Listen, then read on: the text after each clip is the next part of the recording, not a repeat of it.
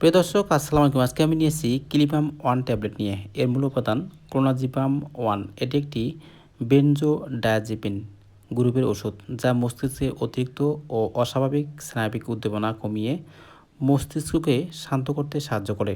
ডাক্তাররা সাধারণত মানসিক স্নায়বিক সমস্যার চিকিৎসার জন্য এটি প্রেসক্রাইব করে থাকেন।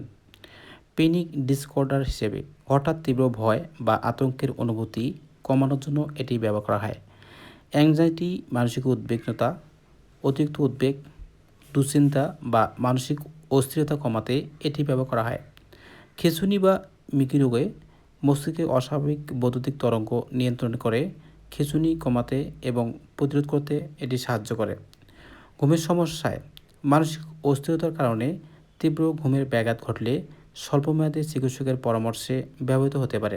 ক্লিপাম ওয়ান ব্যবহারে কিছু সাধারণ পার্শ্বপ্রতিক্রিয়া: অতিরিক্ত ঘুম ভাব বা তন্দ্রাচ্ছন্নতা, মাথা ঘোরা বা ক্লান্তি অনুভব করা, শরীরের ভারসাম্যহীনতা বা হাঁটতে অসুবিধা হওয়া, মনোযোগ বা স্মৃতির ওপর সাময়িক প্রভাব পড়া, মুখ শুকিয়ে যাওয়া। এই ট্যাবলেট ব্যবহারে গুরুতর বা বিরল পার্শ্বপ্রতিক্রিয়া: মেজাজের পরিবর্তন হওয়া, অতিরিক্ত বিষণ্ণতা, রাগ বা অস্থিরতা বেড়ে যাওয়া, শ্বাসকষ্ট হওয়া ইত্যাদি। এই ট্যাবলেট ব্যবহারে গুরুত্বপূর্ণ সতর্কতা: এটি একটি নিয়ন্ত্রিত ওষুধ। রেজিস্টার্ড ডাক্তারের পরামর্শ ও প্রেসক্রিপশন ছাড়া এটি কেনা বা সেবন করা একদম উচিত নয়। ডাক্তারের পরামর্শ ছাড়া এটি হঠাৎ বন্ধ করলে বমি ভাব, অতিরিক্ত উদ্বেগ, ঘাম হওয়া বা খিঁচুনির মতো উইথড্রয়াল সিমটম দেখা দিতে পারে।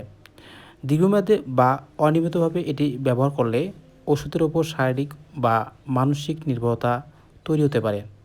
এই ওষুধ খেলে ঝিমুনি হতে পারে, তাই এই ওষুধ সেবনের পর গাড়ি চালানো বা মনোযোগের কাজ করা থেকে বিরত থাকুন। অ্যালকোহল বা অন্য কোনো ঘুমের ওষুধের সাথে এটি সেবন করলে মাত্রাতিরিক্ত ঝিমুনি বা শ্বাসকষ্টের ঝুঁকি বাড়তে পারে। তো বন্ধুগণ, এই ট্যাবলেট ব্যবহারের আগে অবশ্যই ডাক্তারের পরামর্শ নিতে হবে এবং ডাক্তারের নির্দেশনা এবং ডাক্তারের প্রেসক্রিপশন অনুযায়ী এই ট্যাবলেট ব্যবহার করতে হবে।